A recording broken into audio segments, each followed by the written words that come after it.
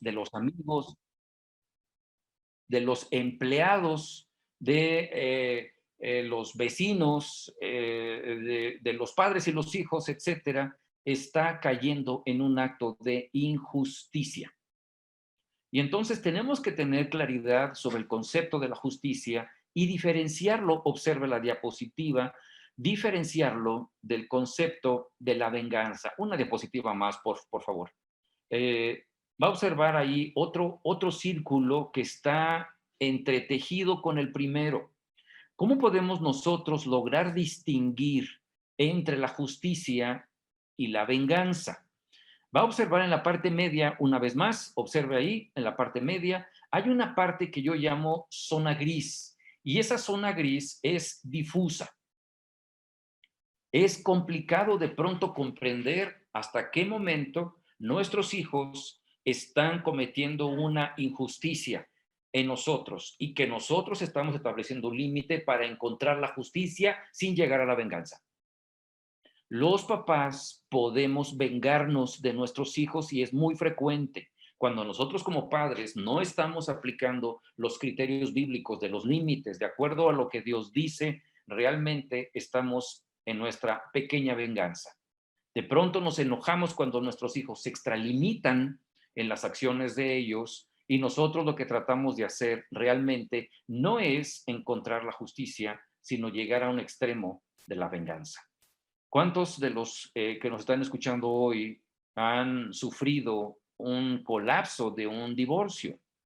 Se dará cuenta que en los juzgados se busca justicia precisamente y se termina, en muchos casos, en estados de venganza. Porque no pudieron entender el concepto de límite. No supieron ponerse límites a sí mismos. No supieron identificar las conductas negativas y hostiles en la relación en la pareja. Y entonces llegaron a un punto extremo en donde esa justicia, aparente justicia, llegó a la zona gris y se convirtió en un vulgar acto de venganza. Si tiene por ahí su Biblia, ábrala conmigo allá en el Salmo 19 y se va a dar cuenta que el salmista explica puntualmente, allá en el verso 12, estoy en el Salmo 19, el verso 12, dice, ¿quién podrá entender sus propios errores? Y el rey le dice a Dios, líbrame de los que me son ocultos. Debo explicar algo muy importante. No hemos hablado marido y mujer, estamos hablando padres e hijos de una forma general, porque es más simple de explicar el concepto de límites. Pero muchas veces nosotros no podemos entender nuestros propios errores como padres con nuestros hijos. ¿Por qué? Porque ostentamos el poder. Sí tenemos el poder, pero ese poder nos lleva a extralimitarnos en donde nosotros no tenemos el cuidado, el detalle de entender lo que estamos estableciendo como límite o cuáles son las bases que estamos utilizando para un límite. Vean la diapositiva una vez más. Hay tres criterios que tenemos que entender. Criterio número 1, conducta. Criterio número 2, una diapositiva más. Va a observar que el segundo criterio se llama límite y criterio número 3, una más, se llama consecuencia.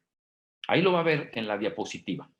Se va a dar cuenta que los tres elementos que tenemos que encontrar para poder establecer correctamente un límite es la conducta, el límite en sí mismo y la consecuencia que hemos de aplicar en algún momento dado. Pensemos al principio en relación padres e hijos. Repito, es mucho más sencillo.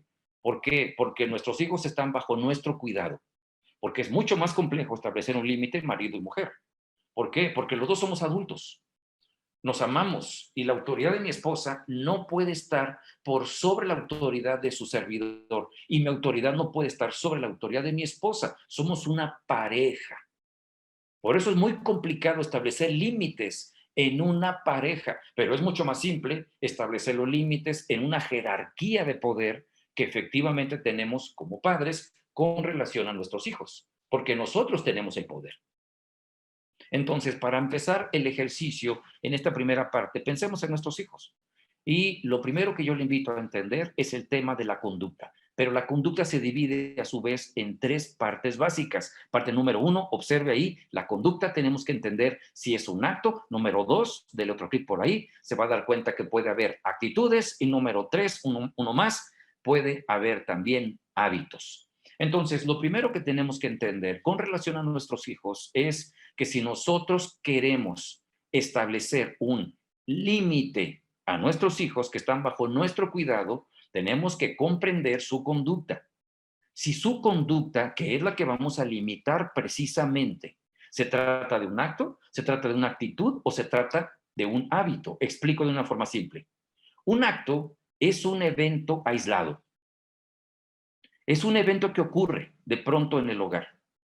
Un acto puede ocurrir de pronto y ese acto no necesariamente se repite de forma frecuente, porque si se repite de forma frecuente ya no es un acto, sino es un hábito.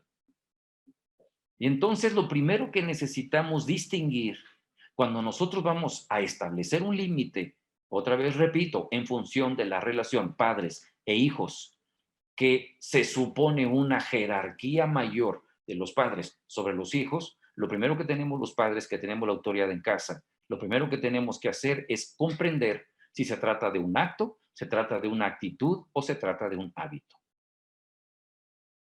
Cuando hablamos de una actitud, las cosas se complican muchísimo. Cuando hablamos del acto, es algo muy simple, porque el acto es algo exterior, pero cuando hablamos de una actitud, estamos hablando de algo interior, de una intención. Hablamos del dolo, hablamos de la maldad interna que podemos ver en nuestros hijos. Cuando de pronto un chiquillo, imagine que nos llega a casa un niño de 6 años y llega con un producto de la tienda, lo que usted guste. Y entonces llega con algo de la tienda que se robó el niño. Bueno, ese niño no es un ladrón. Ese niño cometió un acto equivocado que está en contra de las leyes de Dios. Y entendemos los papás que tenemos que establecer un límite acerca del robo. Todos aquellos que ya peinamos canas, que tenemos de 50 y meses. Es decir, que somos ya mayorcitos de edad, que pertenecemos a una generación de aquella época, pues recordará usted que cuando los padres descubrían en aquellos años, llegaban a descubrir un robo, ¿sabe qué le hacían a los niños? Les quemaban la mano. Ahí le ponían la mano en el comal para que aprenda a no robar. Los padres asustados, no por el acto, sino por la actitud, querían poner un límite de una forma equivocada. ¿Cuántos de los que me escuchan ahora se tuvieron que tallar un jabón en la boca porque dijeron una mala palabra? Y los papás se supone que querían establecer un límite y agarraban al muchacho y le ponían un jabón en la boca para que se limpie esa mugre por las groserías que decía. ¿Qué les preocupaba a los padres en aquellos años? No les preocupaba el acto, les preocupaba la actitud. Porque sabían que esa actitud se podía transformar en un hábito. Y entonces la mamá angustiada, preocupada, le decía a su hijo, esto que hiciste es un robo, no te lo voy a permitir porque yo no voy a querer que te conviertas en un ladrón. Y entonces tomaban medidas extremas. Realmente un robo puede asustarnos. Si pensamos en un acto aislado, pensemos en que un día alguno de nuestros hijos, un niño de, no sé, 12 años, no hizo su tarea porque estaba jugando con su juego electrónico. Bueno, eso es muy común, que llega a ocurrir entre los niños. Y ya sabemos que la consecuencia que se tiene que aplicar ahí está unida al acto. Es decir, cuando encontramos nosotros que nuestro hijo no hizo tarea por su juego electrónico, la consecuencia es lógica. Tenemos que suspender el uso de ese juego electrónico. Pero ¿qué tenemos que hacer cuando el hijo roba?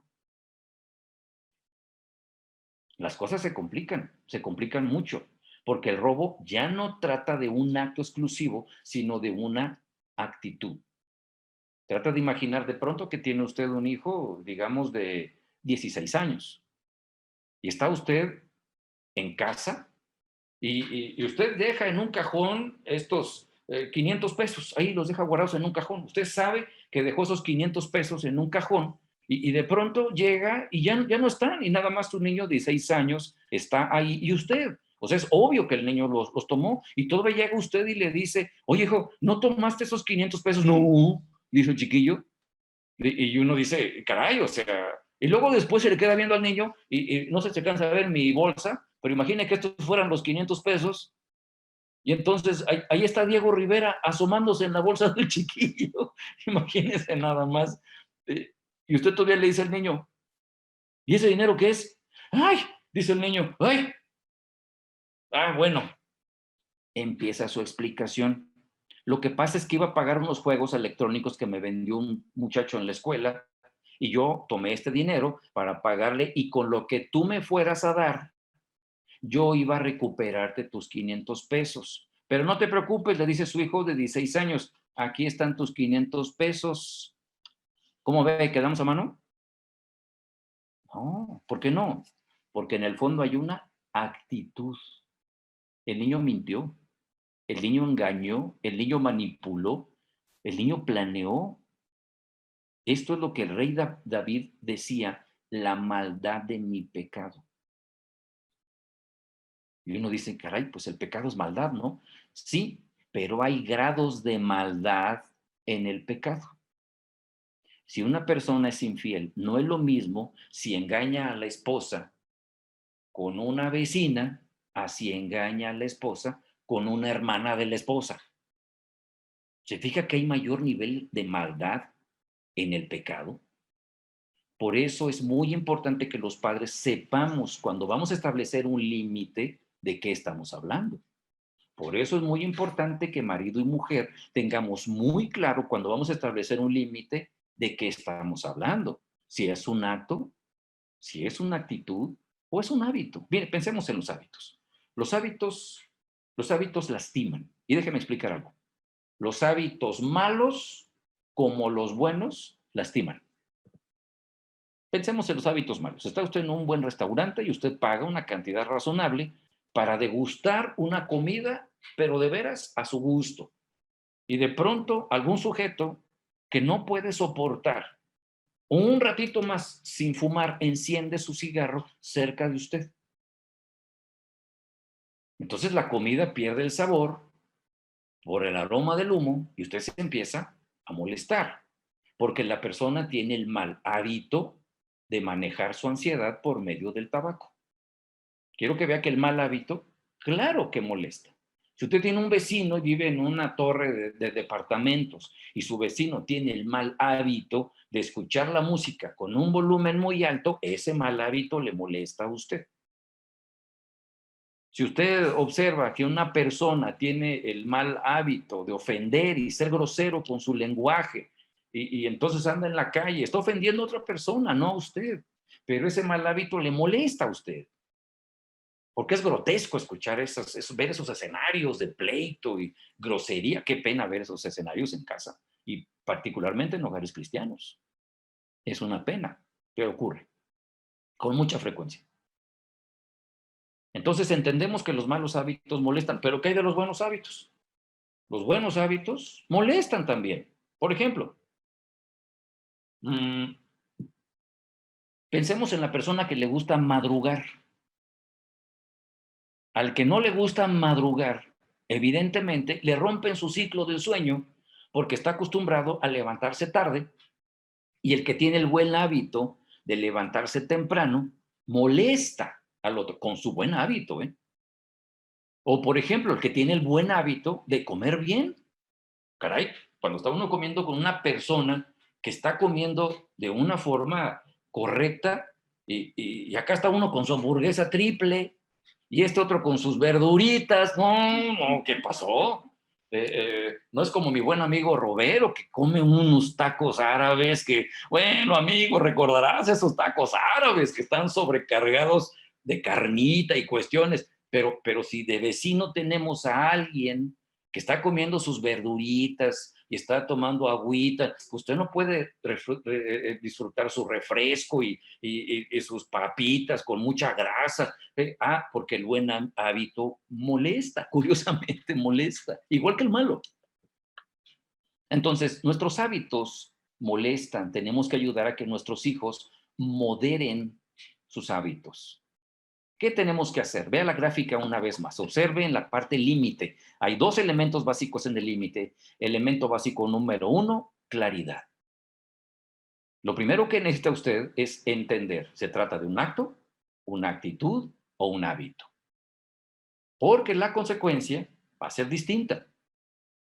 Entonces, si queremos establecer correctamente un límite, tenemos que entender de qué estamos hablando, marido y mujer. Tenemos que comprender, ¿se trata de un acto? ¿Se trata de una actitud? ¿O se trata de un hábito? Porque de pronto el marido tiene hábitos que descompensan el estilo de vida de la esposa y viceversa.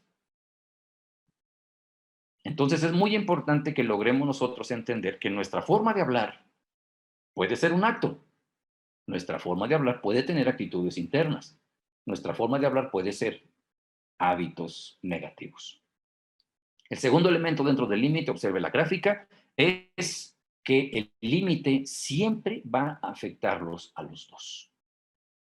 Vamos a regresar a la parte anterior. Imagine nada más en la conducta y que en la conducta se da una infidelidad, porque el tema es relación de pareja. Entonces trata de imaginar que ocurre que la esposa descubre un acto negativo como es la infidelidad, un pecado como puede ser la infidelidad en la relación matrimonial. La esposa le dice al hombre, quiero que te vayas de la casa. Me parece una consecuencia lógica ante un acto descabellado como pudo haber sido el adulterio, la infidelidad. No estoy diciendo el divorcio, estoy diciendo la separación. Y entonces en ese momento, en ese instante, la esposa le pide al marido que se vaya. Imagine que 2 horas después la señora le llama y le dice siempre no, mejor regrésate. Porque la señora empieza a sentir miedo. Porque primero habló y luego pensó. Cuando no se da cuenta que el límite le va a afectar también a ella. Observe la gráfica, donde dice ambos. Se va a dar cuenta que el límite, si lo representamos, dámele una diapositiva más, por favor. Se va a dar cuenta entonces que el límite, si se fuera representado con ese círculo, dale uno más, se va a dar cuenta que ese círculo se divide en 2 partes. Esa parte que está en oscuro le corresponde a usted. Entonces, cuando yo veo una mujer que ha sido engañada y ella le quiere poner un límite al marido diciendo, quiero que te vayas de la casa, porque el marido debe entender lo que hizo y la esposa sabe, como dice la escritura, por cuanto no se ejecuta luego o de inmediato una conducta, una sentencia sobre la mala obra, el corazón se dispone a hacer lo malo otra vez. Pero la esposa quizá no considera que efectivamente el límite le va a afectar también a ella, porque el límite afecta a ambos dos, al que comete el mal acto y a quien aplica el límite. Ambos van a verse afectados. He visto cantidad de eventos de infidelidad, una cantidad industrial. Por eso escribí el libro Hombres Infieles. No porque solo sean infieles los hombres, sí, hablo de infidelidad en general. Pero quiero dejar en claro qué es lo que se puede hacer ante una situación tan crítica como puede ser la infidelidad. ¿Cómo se establece un límite? Y desde la introducción en este libro, es una plática que tuve con mi esposa, en donde yo le dije a mi esposa, si yo llegara a activar esos patrones que yo tengo en mi historia, porque en mi historia hubo infidelidad en función de mi papá. Mi papá fue infiel a mi mamá, pero no solo mi papá, sino allá en la generación anterior, mi abuelo fue infiel a mi abuela, pero mis tíos fueron infieles a mis tías. Entonces yo vengo de un semillero de infieles. Y mi padre, antes de llegar al conocimiento de la verdad de Dios, llevó una vida doble. No era un secreto, ¿eh? No, no estoy echando de cabeza a mi papá, no, había medios hermanos que vivían con nosotros en casa. Y entonces dice uno, caramba, estamos hablando de una infidelidad que lastimaba el corazón de mi mamá profundamente. Y entonces cuando uno no tiene al Señor Jesús en su corazón, puede extralimitarse de una forma peligrosa. Y era muy importante el establecimiento de un límite. Y entonces en este libro, lo primero que yo hago es explicar a mi esposa, si yo llegara a activar ese patrón y llegara a ser infiel. Esa noche le dije a mi esposa, no puedo dormir en mi cama, en mi casa. Yo tengo que entender que estoy arriesgándote a ti y lo que más amo hoy día, mi estabilidad con mi esposa, mi hogar, mi recámara, mis hijos, mis rutinas. Yo tengo que entender que todo esto lo estoy arriesgando por un momento de placer. Ayúdame en ese momento, porque si yo caigo en un pecado de estos, mis sentidos se van a embotar. Y hoy que tengo algo de congruencia y de entendimiento, te estoy diciendo que es lo que he recomendado a cientos de personas que han sido engañados por el tema de infidelidad. Yo voy a necesitar un límite, ayúdame. Esa noche no puedo dormir en mi cama. Despídeme esa misma noche. Y te voy a decir qué va a pasar. Conociéndome, algunos 15 días después, voy a llegar a casa y voy a tocar a tu puerta. Y te voy a decir, ya entendí, ya me di cuenta, estoy arrepentido. Y hago es porque soy psicólogo y te voy a manipular. Te lo dije a mi reina. Y entonces yo te puedo marear, como dicen, dorar la píldora. Ya entendí, ya me di cuenta, ya me equivoqué, por favor, perdóname. En ese momento le dije, mi reina, perdóname. En ese instante, perdóname. Entonces yo voy a sonreír y voy a agarrar mi maleta y voy a querer entrar a la casa y tú vas a decirme, ¿qué haces?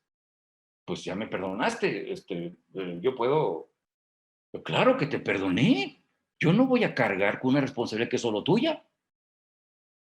Pero tú estás hablando de otra cosa. Tú estás hablando de la reconciliación. Y el proceso de reconciliación comienza aquí, pero empieza afuera. Y le dije a mi chula, si es necesario darme 3 meses o 6 meses fuera de casa, lo que tú necesites, me lo pones ahí como un límite. En ese momento le dije, no te quedes mucho tiempo conmigo ahí en la puerta porque te puedo convencer. Mejor despídeme. Y la primera vez que me pides que me vaya, te vas a sentir muy mal. La segunda vez te vas a sentir peor, porque se supone que estoy arrepentido. No estoy arrepentido.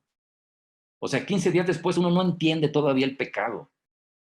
Uno necesita un límite, una sentencia sobre la mala obra, para que uno entienda estas cosas. Y te digo una cosa, si yo salgo y te empiezo a apretar con relación al dinero, échame un abogado y hazme cumplir, según la ley, mis obligaciones contigo, con mis hijos. ¿Por qué? Porque el establecimiento del límite es un concepto de Dios. Yo necesito ese límite para poder recobrar otra vez la conciencia, que fue lastimada por el pecado precisamente. No, tiene que leer ese libro, por favor. Es muy importante. Ese libro no es si ocurrió la infidelidad, no exclusivamente si ocurrió la infidelidad, sino cómo poder mantener la relación marido-mujer de una forma estable, sólida. Ahorita vamos a ver otro capítulo importante en el próximo tema relacionado también al concepto de los límites en el equilibrio de amor y de poder. Muy bien, volvamos al tema del límite. El límite tiene 3 vertientes, tiene una conducta, que tenemos que entender si es un acto, una actitud o un hábito. Tiene límite, el límite tenemos que tener claro. Y segundo, tenemos que entender que el límite nos va a afectar a nosotros. Si yo le digo a una paciente mía, establezca un límite, no le estoy diciendo ponga en su lugar a su esposo, le estoy diciendo póngase usted en su lugar, usted es la esposa, dese dignidad a sí misma, muy importante.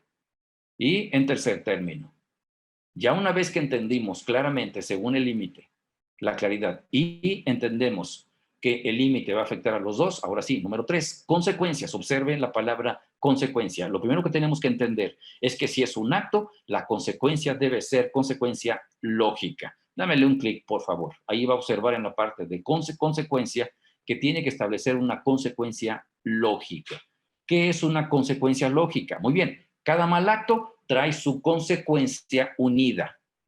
No invente sus límites. Los límites ya están en la mala obra. Solo tengamos la inteligencia para observar la mala obra y separarla de la consecuencia lógica. Apliquemos esta consecuencia lógica.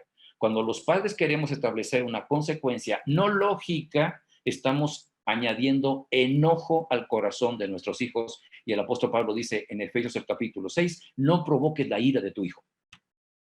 ¿Qué es lo que estamos haciendo los papás? Cuando este muchacho no nos obedeció en lo que le pedimos, le decimos, pero se te va a ofrecer. Y entonces, en su momento, cuando se le ofrece a chiquillo, ahí estamos en nuestro coto de poder, en nuestra pequeña venganza. Y se observa el gráfico, en estos dos círculos, ya no estamos en la justicia, estamos en la zona gris. Ya estamos vengándonos. Y en la pareja ocurre con mucha frecuencia, como veremos en el próximo bloque. Bien, cuando se trata de una actitud es más complejo. Observe la gráfica. Cuando queremos nosotros establecer un límite, la consecuencia se llama consecuencia moral. Y la consecuencia moral, la escritura lo dice muy claro. ¿Por qué cree usted que estaba escrito que la persona que robara tenía que devolver 4 veces lo robado? ¿Por qué? ¿Por qué 4 veces? Es muy simple, porque el ladrón pierde la dimensión del valor del dinero. Y entonces el apóstol Pablo lo dice claro, entre nosotros, dice, había quienes robaban antes. Bueno, quienes hurtaban, dejen de robar. 2, pónganse a trabajar. 3, para que compartan lo que ganan con el que padece necesidad. Si usted hace esos 3 pasos en sus hijos, ante el supuesto caso aquel de un niño de 6 años, en donde el muchacho estaba con el billete guardado y usted se da cuenta, no puede simplemente devolver el billete, usted tiene que aplicar una consecuencia moral. Entonces le tiene que decir a su hijo, hijo, esto que se ha hecho se llama robo y allá afuera se castiga con la prisión. Y entonces lo que tú vas a hacer es ir a lavar el coche del vecino, ahí dentro del coto, y lo vas a lavar por 50 pesos. Y tú vas a ir con el otro vecino y vas a pasear sus perros por otros 40 pesos. Y luego el de allá de enfrente le vas a cortar el pasto por otros 50 pesos. Y así hasta que completes el doble de lo que robaste. Robaste 500 hasta que completes 1,000 pesos. ¿Sabe usted cuánto tiempo le va a tomar al muchacho juntar 1,000 pesos? Pues quizá unos 3 meses. Bien, cuando logres juntar esos 1,000 pesos, no puedes gastar ese dinero. Estamos enseñando una consecuencia moral. No puedes gastar ese dinero. Ese dinero, tú vas a observar que esa persona necesita dinero, le vas a dar 200 pesos. Este otro le vas a dar otros 200 pesos. A este otro le vas a dar 100 pesos. Vas a repartir el dinero que tú has ganado. Porque entonces vas a tener tu consecuencia moral.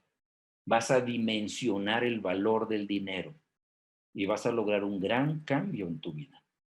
Si los padres tan solo le pensáramos tantito en las consecuencias morales que ponemos a nuestros hijos tendrían los debidos aprendizajes. Cuando se trata de un mal hábito, observe la gráfica, ahí va a observar la consecuencia lógica, luego la consecuencia moral y una más. Si me le das un clic más, cuando se trata de un mal hábito, es muy importante que la persona tenga un aprendizaje. Si me le das uno más, un clic más, no he visto la palabra que aparezca ahí al final. Bueno, usted ponga en sus notas la palabra aprendizaje. Cuando nuestros hijos hacen malas conductas y entendemos nosotros que la consecuencia no ha llegado a nuestros hijos, quizá es porque no hemos entendido la conducta de ellos. ¿Era un acto? ¿Era una actitud? ¿O era un hábito? Porque cada uno de estos tiene una consecuencia distinta. Establecer un límite no es cosa simple. Me permito leer un poquito más del Salmo 19. ¿Quién podrá entender sus propios errores? Dice el salmista, líbrame de los que me son ocultos. Luego dice el verso 13, preserva también a tu siervo de las soberbias, que no se enseñoreen de mí, que no me controle la soberbia. Entonces yo seré íntegro y estaré limpio de gran rebelión. Que sean gratos los dichos de mi boca y la meditación de mi corazón delante de ti, oh Jehová, roca mía y redentor mío. Este verso voy a dejarlo en el aire porque voy a utilizarlo para el siguiente bloque.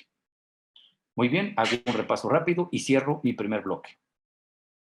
Cuando nosotros vamos a establecer un límite, pensando nada más en función de una jerarquía, vamos a comprender entonces que tenemos actos, actitudes y hábitos. En la relación de pareja hay actos negativos, hay actitudes negativas, destructivas, y hay hábitos altamente destructivos en la relación marido y mujer. ¿Qué es lo que tenemos que hacer? Dos cosas. Tenemos que tener claridad sobre estos tres.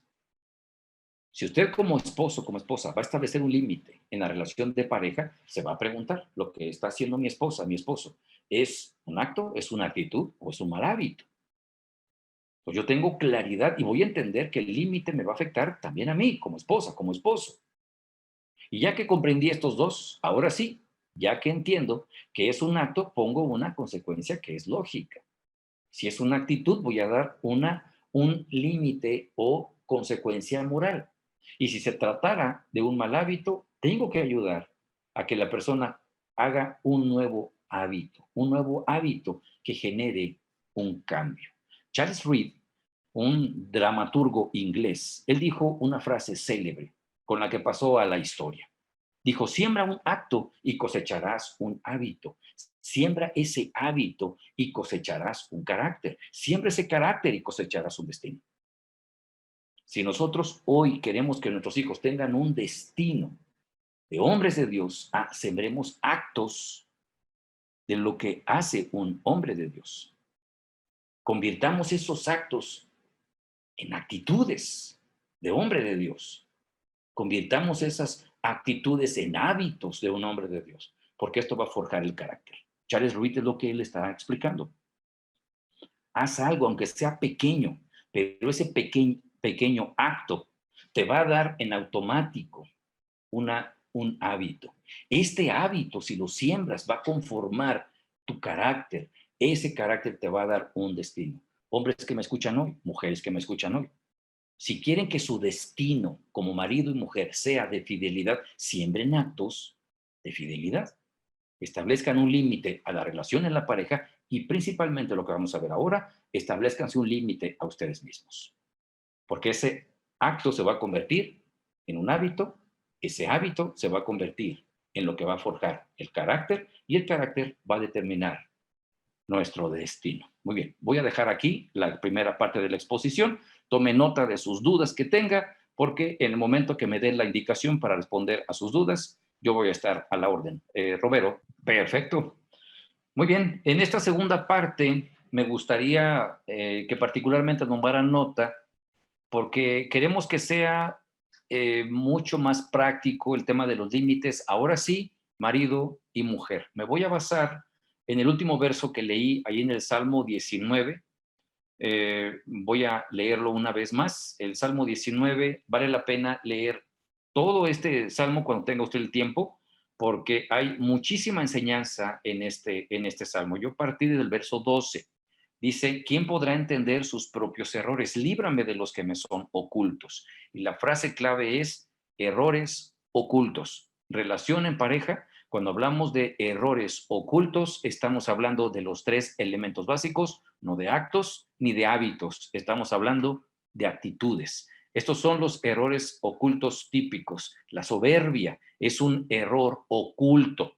Cuando estamos diciendo que la palabra de Dios nos dice que nos libre de la soberbia, tenemos que entender que los límites son indispensables, pero la clave está en lo que hablamos, en lo que expresamos, en las conductas y la manera en que lo hacemos. Puse como título a esta parte Viviendo en el mundo real.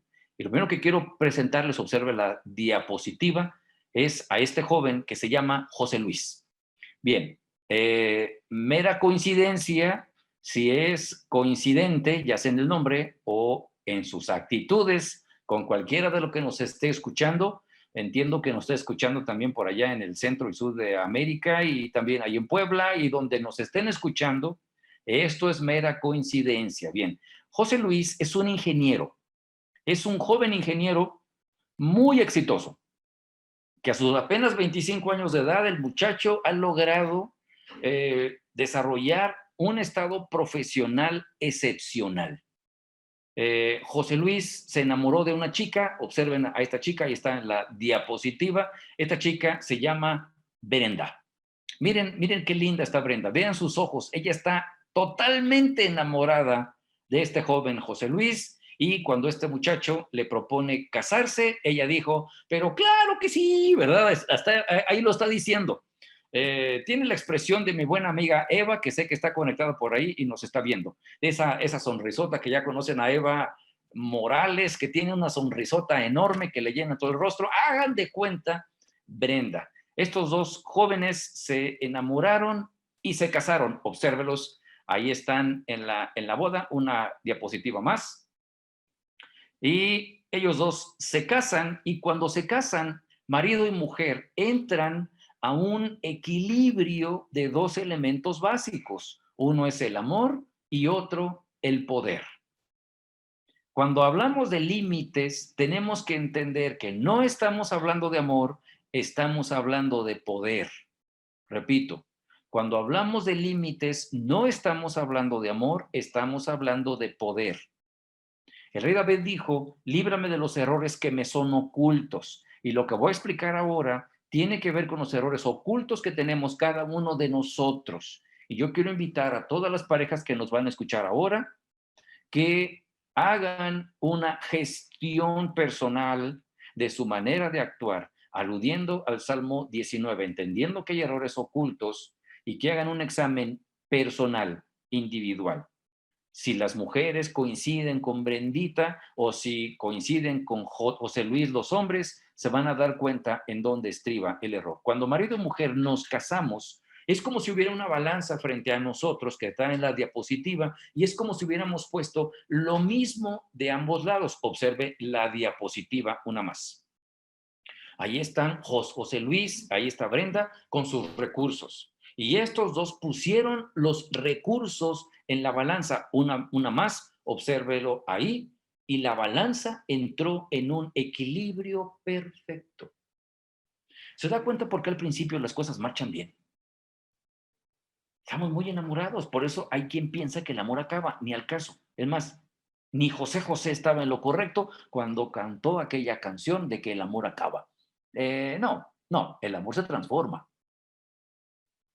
Pero marido y mujer que me escuchan ahora, que tienen necesidad de establecimiento de límites, no tienen un problema de amor, tienen un problema de poder. Explico. El amor es lo que usted siente por su esposa, por su esposo, pero el poder es el efecto que usted le causa a él, a ella. Y el poder puede ser de atracción o puede ser de repulsión. De pronto ella se puede poner repulsiva delante de él. De pronto él se puede poner repulsivo delante de ella. Repito, el amor es lo que sentimos marido y mujer, pero el poder es el efecto que nosotros causamos en la persona. Nosotros causamos un efecto, atraemos a la persona a nosotros o nosotros, escuche esto, alejamos a la persona de nosotros mismos cuando tenemos un problema de poder. ¿Cómo empieza a funcionar esto? Bien, vea estos dos en acción. Uno más. Observe el cuadro. De pronto, José Luis, recién casado, todo enamorado, todo apasionado, evidentemente, hay cosas que empiezan a llamar más su atención, su interés. Y es el momento cuando Brenda comienza a entrar en conflicto. ¿Por qué entra en conflicto? Pues evidentemente lo que está haciendo ella es preguntarse, ¿qué hice mal? ¿Dónde está el conflicto? ¿Qué he hecho mal para que José Luis no me esté prestando la atención que yo necesito, que yo deseo? Le voy a decir qué es lo que está pasando con este joven. Este joven tiene trabajo que hacer.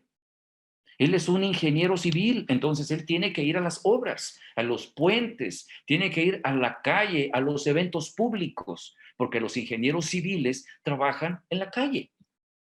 Y la calle de pronto puede ser más atractiva que la misma casa.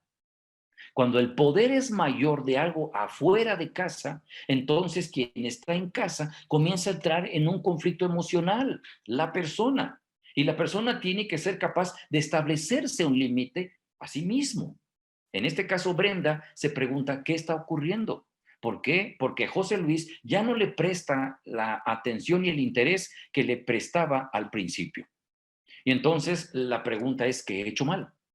Observe las diapositivas porque Brenda tuvo una buena idea y entonces denle un clic y se va a dar cuenta que Brenda entonces comienza a trabajar. Creo que te fuiste para atrás, amigo. Échale para adelante. Ahí está su carita de Brenda. Una más, por favor. Ahí está el tema. Quiero que vea a Brenda invirtiendo todos sus recursos en la relación, en la pareja. Brenda tiene una necesidad. La necesidad, no olvide, de sentirse amada. Pero Brenda comienza a perder el poder de atracción sobre José Luis. Y José Luis se está sintiendo más atraído por lo que está afuera que por lo que Brenda le puede ofrecer. Hay un problema de poder, no de amor, pero la mujer piensa que hay un problema de amor. Por eso empieza a ponerle más tiempo, más atención, más llamadas y empieza a averiguar dónde estás, qué estás haciendo y está perdiendo poco a poco el poder. Pero si observa la balanza se está yendo al contrario, empoderando cada vez más a José Luis por sobre Brenda. Llega el momento, observe la diapositiva, una más, en donde todos los recursos son depositados en la balanza. Creo que se perdió la diapositiva. Si nos pueden ayudar ahí a corregirlo, sería excelente. Pero todos los recursos que Brenda ha puesto, toda la atención que ella puso, todo el amor que ella puso, todo el cuidado que ella pone, todas las llamadas que ella hace y todas las exigencias que ella tiene por sobre José Luis, están haciendo que la balanza vaya más abajo, más abajo, más abajo, hasta que llega a un punto de un desastre, un colapso. Un colapso, ¿por qué? Porque Brenda ha perdido el poder. ¿Quién necesita un límite ahí? ¿José Luis o Brenda? ¿Quién de los dos? Vuelvo a la escritura. El rey David dice, hay errores que son ocultos. Líbrame, Señor. Dice el verso 12. ¿Quién podrá entender sus propios errores? Brenda no puede entender sus errores. Brenda cree que lo que está haciendo es lo correcto. Brenda cree que lo que está haciendo es lo adecuado. Lo que no comprende Brenda es que lo que está haciendo le está llevando a un colapso. Y entonces quien necesita ponerse un límite es Brenda misma. Ya estamos en la diapositiva. Dele uno más, por favor, para que vea la diapositiva que continúa. Ahí se va a dar cuenta de tres cosas. Que Brenda, en el fondo, en primer lugar, no se siente amada. José Luis tiene todo su interés y atención fuera de Brenda. Y tercero, Brenda quedó vacía. Brenda quedó sin recursos, debilitada. Pero Brenda necesitaba ponerse un límite a sí misma, que no hizo. Y entonces, ¿qué va a ocurrir con estos dos? Bueno, si Brenda no se pone un límite a sí misma, va a condenar su relación matrimonial a una ruptura. Repito, si Brenda no se pone un límite a sí misma, a sus miedos, a su angustia, a sus celos, si ella no se pone un límite a sus necesidades internas, a sus errores ocultos, dice el rey David, entonces va a condenar la relación matrimonial a una ruptura. Brenda tiene un problema de poder. Su problema es que ya no atrae lo suficiente a José Luis, porque entre más suplica, es peor. Hay tres reglas básicas que rigen el amor. El amor no se exige, el amor no se compra y el amor no se mendiga, no se suplica. ¿Por qué el amor no se exige? Porque es espontáneo. ¿Por qué el amor no se compra? Es simple, porque no está en venta. ¿Y por qué no se mendiga el amor? Porque no podemos generar suficiente lástima para que nos amen. No es posible. Si usted está en alguno de estos tres errores, como una mujer exigente, póngase un límite a usted misma. Está perdiendo usted el poder de la relación en la pareja. Si usted está queriendo comprar el amor, hombre, es que nos suele ocurrir mucho. Es que yo le tengo casa, viajes, ropa, buenas cosas, un buen coche. ¿Qué más quiere? Ah, ahí está el hombre queriendo comerciar él, yo te doy estas cosas, ahora tú ámame. Usted tiene un problema de poder, no de amor. Y usted está empoderando a la señora. ¿Usted? Póngase un límite. Usted tiene un problema, no ella. Y cuando la persona está suplicante, es el acto más patético del ser humano, queriendo generarle lástima a la persona para que no le abandone, para que no le deje. Ahí está el error. Bien, este sería el ángulo de Brenda. ¿Qué pasa con José Luis? Vamos a las diapositivas una vez más. Observe la diapositiva. ¿Me puede dar una más? Espero que no se trabe otra vez. Ahí está. Vamos a pensar en José Luis. José Luis es un ingeniero. ¿Sabe una cosa? Que los ingenieros están formados para resolver problemas. Y entonces José Luis llega a su casa y observe la diapositiva. José Luis llega a su casa y se encuentra con Brenda y Brenda le dice, me duele la cabeza. Bien, José Luis está acostumbrado ¿a qué? A resolver conflictos. Él resuelve conflictos enormes en la calle. Y entonces observa esto y se pregunta qué está pasando con ella. Dele uno más. Entonces José Luis piensa, ya lo tengo, tómate una aspirina. Hombres que me escuchan ahora, miren la casa de Brenda, la carita de Brenda. Brenda ya se enojó y ya le hizo la ley de hielo y ya se quedó callada y ya se le queda viendo y uno dice, pues que alguien me explique, te estoy queriendo ayudar. Es más, algunos de ustedes son tan caballeros que no le dicen tómate la aspirina, no, le llevan la aspirina con un vasito de agua y la señora se les enoja. Y uno dice, ¿qué pasó aquí? O sea, si te estoy queriendo ayudar. Ah, señor ingeniero, tiene que entender que hay problemas que no se pueden arreglar. No con una aspirina. Y le garantizo que su esposa sabe perfectamente que la aspirina quita el dolor de cabeza. Se lo garantizo. Entonces, su solución que está poniendo ahí no es bien recibida. ¿Por qué no?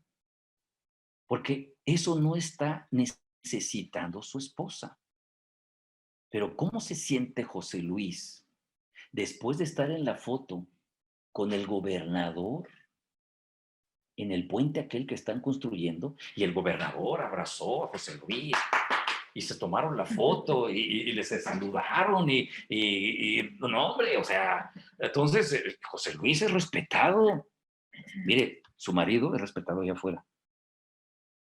Cuando lo ven, señor licenciado, señor doctor, allá afuera el abogado es importante. ¿Recuerda la película aquella de Prueba de Fuego? Ah, sí, señor. Se le cuadraba. Y cuando llegaba a su casa, la mujer ni lo volteaba a ver, porque no encontraba respeto. Y entonces entendemos que hay una necesidad de José Luis. Mire, dame una diapositiva más, obsérvelo. Cuando José Luis no se siente valorado como hombre, tiene que ponerse un límite él mismo. No tiene que pretender poner un límite a la esposa. Tiene que ponerse un límite a uno mismo. Porque hay algo interno que no está funcionando bien. Deme una diapositiva más. Observe esto. Todo parte de que José Luis no se está sintiendo respetado. El problema está ahí. Así como Brenda hace un rato no se sentía amada, ahora José Luis no se siente respetado, porque afuera sí me respetan y aquí no me respetan. Entonces el hombre quiere ponerle un límite, lo pongo entre comillotas, quiere poner un límite a la esposa, cuando la esposa no necesita un límite, sino es él y sus necesidades internas las que necesitan el establecimiento del límite. Y entonces el hombre comienza a juzgar a la señora, la empieza a sermonear y le empieza a aconsejar. De ahí la aspirina, tómate una aspirina, tú necesitas una aspirina. Cuando la señora se pone a llorar después de visitar a su mamá, y ahí está el hombre diciéndole, pero te digo, ¿para qué vas? Si ya sabes cómo te van a tratar. Porque uno es bueno para dar soluciones, porque uno está instruido para dar respuestas, porque uno utiliza el hemisferio izquierdo, lógico, racional. Oye, si no te quieren hallar, ¿para qué vas? Pero nosotros no pensamos con el corazón, pensamos con el cerebro. Y la mujer es emocional, es artística. Su hemisferio derecho le hace ver desde el pensamiento lateral, no racional, como somos nosotros. Y entonces comienza a haber una división en problemas en donde hacen falta límites que no se establecen con claridad simplemente porque no hemos entendido si son los actos, actitudes o hábitos lo que nos está molestando, si el problema es la pareja o somos nosotros y nuestro fondo. Mire, los juicios, sermones y consejos, del uno más, observe la gráfica. Estas son respuestas de control, que eso nos gusta a los hombres, controlar la situación, el entorno, resolver el problema y generamos el enojo de la esposa. Y la señora está enojadísima con nosotros. ¿Por qué? Porque no se siente amada. El punto está ahí. El doctor Emerson Eggerichs escribe un libro maravilloso que se llama Amor y Respeto. Todos tienen que leerlo. Porque basado en la escritura, en Efesios, en el capítulo 6, el verso 33, que dice ahí, por eso todo hombre debe amar a su esposa y la mujer debe respetar a su marido. Basado en amor y respeto, el doctor Eggerichs hace un análisis excepcional sobre las necesidades de cada uno, cómo pueden llegar a un punto de satisfacción genuinas. Bien, ¿qué es lo que podemos hacer? Observe la gráfica una vez más. Dale un clic más.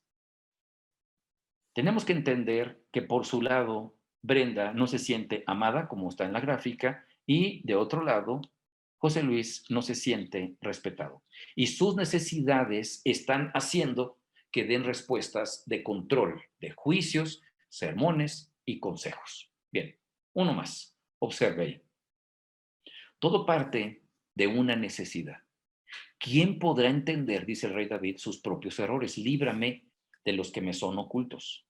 Entonces, ¿tenemos errores ocultos? Sí. Tenemos necesidades en el fondo. Yo tengo necesidad de respeto. Mi esposa tiene necesidad de amor. Es decir, amor y respeto son las dos necesidades, según el doctor Eggerichs, necesidades básicas del ser humano. Son como el oxígeno y el agua. Pero va a notar usted que el oxígeno es prioridad sobre el agua en nosotros. Es decir, si usted deja de beber, se va a morir tarde o temprano. O si usted deja de respirar, se va a morir más temprano que tarde. ¿Por qué? Porque el oxígeno es indispensable para la vida. Ah, bueno, así funciona, dice el doctor Eggerichs, estas dos necesidades. Es decir, en el hombre, el respeto es número uno. En la mujer, el amor es número uno. No que la mujer no necesite el respeto, claro que lo necesita, pero su prioridad es el amor. El doctor Eggerichs hizo una investigación muy interesante donde hizo a la muestra que tomó una pregunta simple. La pregunta es, si tuviera que elegir, con ese tenor, si tuviera que elegir vivir el resto de su vida solo y sin amor o vivir el resto de su vida con la vergüenza de la falta de respeto. Adivine qué respondían las mujeres. Observe a su vecina que está a un lado, a la vecina de un lado, a la que le engaña el marido, que es una enorme falta de respeto, y la señora no dice nada. Es una falta de respeto, pero ¿por qué ella no hace nada? Porque tiene miedo a quedarse sola y sin amor. Por eso prefiere la vergüenza de la falta de respeto. O la vecina del otro lado, a la que le golpea el marido, otra falta de respeto. ¿Por qué aguanta la violencia? Es simple, porque no quiere quedarse sola. Pero ve a los hombres. ¿Usted cree que los hombres quieren la vergüenza de la falta de respeto? No, por favor. Dicen, el hambre me tumba, pero el orgullo me levanta. Y usted va a notar que efectivamente los hombres están ahí en la cantina chupi chupe y recordando a su viejo amor que dejaron ahí abandonada y no tienen el valor de ir a tocar la puerta y decirle, amor, perdóname. ¿Por qué? Porque el orgullo no nos lo permite en ese momento. Ese es el asunto. Necesidades internas. Ahora, mi necesidad, ¿cómo la voy a satisfacer? Observe la gráfica. Cuando tengo una necesidad, uno más, dale un clic más. La tendencia natural es exigir lo que consideramos nuestro derecho. Es decir, Brenda tiene el derecho de ser amada por José Luis. Y José Luis tiene el derecho, dice él, de ser respetado por Brenda. Y entonces, si los dos están exigiendo su necesidad y no se pone límite a su necesidad interna, lo que ellos están haciendo es crear un entorno de exigencia. Un clic más, observe, la exigencia lleva a la persona de la necesidad a la exigencia, de la exigencia al egoísmo. Porque Brenda está pensando solo en ella. José Luis está pensando solo en él. Y él dice, yo soy importante. Tengo apenas 25 años, pero el político fulano de tal puso su mano sobre mi hombro porque yo soy importante y tú no me respetas. Y empieza a gritonear a la señora, ¿no? Y está siendo egoísta, ella también. Es que quiere toda la atención y todo el cuidado y no se pone límites ninguno de estos dos. Dale uno más. El egoísmo es un camino de insatisfacción. Cuando una persona no se pone límites a sí mismo, está quedando insatisfecho, porque la insatisfacción es un camino regresivo. Dale uno más, por favor. Se va a dar cuenta entonces que la necesidad, cuando uno le exige un clic más, va a llevar al egoísmo, el egoísmo a la insatisfacción. Dale uno más, por favor. Ese es un camino regresivo que nos hace actuar como niños, como adolescentes. Mírese en su coche. ¿Se acuerda el arrancón que dio después de que discutió con su esposa? Es que esa noche no hubo un buen sexo. ¿Y sabe qué hizo usted? Agarró su coche y quemó llanta. Y salió corriendo de ahí. Como un chiquillo, como un niño. Es usted un niño que exige lo que cree que merece. Usted es una niña caprichosa, exigente, que reclama. Es una niña egoísta, que le quitaron su juguete. Ya deje de ser un niño. El apóstol Pablo dice, sí, cuando yo era un niño, pensaba como un chiquillo, juzgaba como un chiquillo y actuaba como un chiquillo, pero ya cuando fui un adulto, pues dejé de ser un niño. Y empecé a pensar como un adulto. Observe la gráfica. Ante mi necesidad, dale uno más. Voy para arriba, no voy para abajo. Voy a dar. Yo tengo una necesidad de respeto. ¿Qué debo hacer? Pues le voy a dar amor a mi reina. No le voy a exigir, porque cuando le he exigido por los últimos 30 años, porque tenemos 30 años casados, muchas veces me he puesto como un chiquillo a quemar llanta, a renegar, a exigir, a reclamar, a ser egoísta. Y en ese momento me siento peor. Y tengo que llegar y doblegar y decir, caray, soy el líder aquí. Por lo tanto, tengo que venir y decirle, amor, perdóname, perdóname, me equivoqué. Y en ese momento tengo que pensar en qué necesita mi esposa. Cuando yo estoy dispuesto a llenar su corazón de ella, yo puedo empezar a dar. Dale uno más.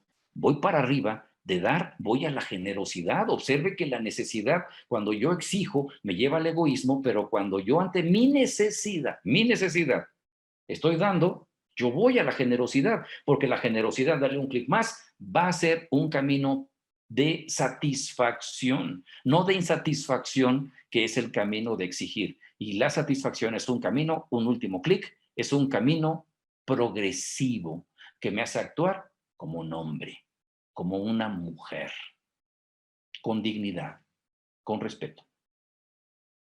¿Qué es lo que tenemos que hacer? Volvemos a la diapositiva, un clic más. Observemos otra vez a José Luis confundido, enviándole juicios, sermones y consejos a su esposa. No consiguiendo la satisfacción a su propia necesidad.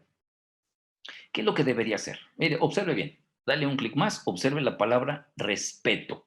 Eso es lo que tiene que hacer. Es decir, José Luis tiene que negar su necesidad de respeto. ¿Eso qué va a hacer? Va a eliminar los juicios, los sermones y los consejos. De golpe y porrazo. Brenda tiene que hacer lo mismo, ¿eh? Brenda en su momento, si volteamos a estos dos, pues Brenda tenía que negar su necesidad de amor. Pero pongamos como ejemplo a los hombres porque somos líderes en casa, dice la escritura. Pongamos el ejemplo entonces. Entonces el hombre que no se siente respetado hoy, póngase usted un límite. Sí, sí, lo dije bien. Usted que está sintiendo que le faltan al respeto, póngase usted un límite. Analice su necesidad. ¿Quién podrá entender sus propios errores? Pues líbrame de lo que me es oculto. Un clic más, observe esto. ¿Qué es lo que tiene que hacer? Tiene que lograr que Brenda piense lo que está diciendo, que Brenda juzgue lo que está pensando, para que Brenda actúe sobre lo que ha juzgado. Repito, José Luis tiene que lograr que Brenda piense lo que está diciendo, que juzgue lo que está pensando para que actúe sobre lo que ha juzgado. Si logra hacer esto, dele un clic más, va a observar entonces que José Luis tiene que afirmar a Brenda y hacerle la pregunta correcta. Si José Luis hace la pregunta correcta, dale un clic más, va a lograr efectivamente que Brenda piense, como está en el dibujo, lo que ella dice, que juzgue lo que está pensando para que actúe sobre lo que está pensando y voilà. Empieza otra vez Brendita a sentirse amada. Se lo voy a traducir al español. Hace algunos años me invitaron a una comunidad de ingenieros. Me dijeron, mire, señores ingenieros, yo sé que ustedes están acostumbrados a resolver conflictos. Entonces, cuando ustedes llegan a su casa y la esposa le dice, me duele la cabeza, ustedes quieren resolver el problema y le llevan una aspirinita y la señora se les enoja y ustedes dicen, pues que alguien me explique, ¿qué está pasando aquí? ¿Por qué te pusiste en ese plan? Ah, les voy a dar un tip. Cuando usted escuche que su esposa llega a casa y le dice, me duele la cabeza, no resuelve el problema. Dígale esto. Hombres, tome nota, por favor. Dígale, afirmando. Dígale, mi reina, has de haber tenido un día difícil. Cuéntame. Pregunta, ¿qué tal tu día? Y la chula va a empezar a platicar su día. Hombres, por favor, prepárense a recibir una regilata de quejas. Seguramente. A los 2 minutos, a los 5 minutos, la chula ya no tiene dolor de cabeza. El dolor de cabeza ya lo tienen ustedes, seguramente. Pero créalo, que cuando uno afirma el corazón de su esposa y hace la pregunta correcta, obtiene un cambio en la dinámica, en la relación, marido y mujer. Vuelvo a la escritura al final. Que sean gratos los dichos de mi boca y la meditación de mi corazón delante de ti, oh Jehová. Repito, que sean gratos los dichos de mi boca y la meditación de mi corazón delante de ti. Repito, que sean grato lo que yo digo, mi forma de pensar, mi forma de sentir, no delante de mi esposa, delante de Dios. Y entonces Dios va a hacer el efecto de transformación. Nos va a librar de la soberbia. Nos va a ayudar a ponernos un límite a nosotros mismos. ¿Cuántas veces me he equivocado en 30 años? ¿Puede usted imaginar? Tantas veces que me he equivocado. He actuado como un chiquillo. Y luego me siento ridículo. Tengo 52 años y digo, todavía estoy actuando igual que un niño. Ya, deja esa vida de niño. Cuando era yo un niño, sí pensaba como un niño, juzgaba como un niño y actuaba como un niño. Pues ya soy un hombre y necesito actuar como un hombre. Pero me pasa igual que todos los que me están escuchando. Es que uno se pone exigente ante su necesidad y no se pone uno un límite. Si usted pensaba que le iba a dar claves o tips para poner el límite a la esposa, al esposo no es así. Se trata de nosotros, de ponernos un límite. Y por eso utiliza de ejemplo a los hijos. A esos chiquillos sí pónganles un límite. No se rehén de sus hijos. Establezca los límites en tiempo y forma. Por cuanto no se ejecuta de inmediato sentencia sobre la mala obra, el corazón de los hijos de los hombres se dispone a hacer lo malo una vez más. No caigamos en ese error. Establezcamos el límite. Con esto voy a cerrar. Denle un clic más. Mire a Brenda y José Luis. Mire qué enamorados están. ¿Y sabe por qué están enamorados? Porque ambos se pusieron un límite.